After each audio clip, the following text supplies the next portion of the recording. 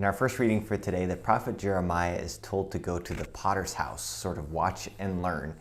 And as he looks in and watches the potter making something on the potter's wheel, it keeps going poorly. It keeps becoming a blob rather than what the potter had intended.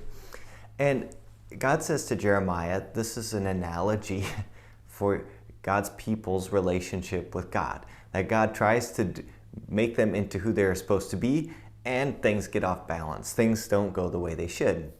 Now, a couple years ago, I took an adult pottery class, and I thought, well, this will be fun since I did this in high school. I did pottery, and I really enjoy all things art, and so I thought this would be a great thing to do. But I was never really good at the potter's wheel. And so I thought, okay, I'm going to try this out again. I've done this in high school. I can do it again.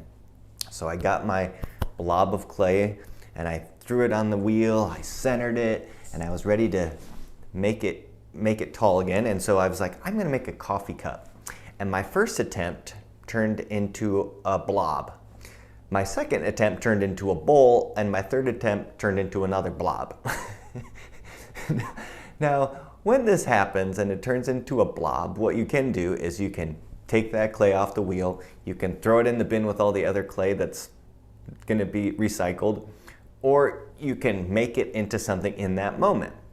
And in order to kind of start over again, what you do is you take that clay, you knead it essentially, which is called wedging, and you get it because you're getting out all the air bubbles. Because if you get little air bubble in it and you make your thing, when it gets into the kiln, it'll pop. And so all your work will be for naught.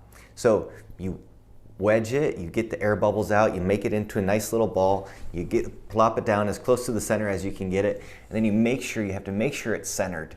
So you dig in your heels and you dig in your arms to make sure that your clay is centered, and then you pull it up slowly. And what happens is, if your walls are too thin and the walls on the top are too thick, it becomes off balance.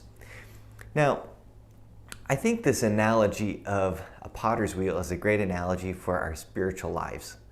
That we are often like that clay, and God, rather than just throwing us aside and moving on to something else, works with us again. He reworks us. He gets out those air bubbles. He gets out the areas of sin in us, and He tries to center us again, to center us in our relationship with Him and to build us up again. So, my friends, I think we are invited to reflect on and give thanks to God that He continues to offer us second chances. And maybe our life feels like we haven't ended up the way we wanted to. But do we allow ourselves to be like clay in the hands of the potter, to be molded, to be shaped?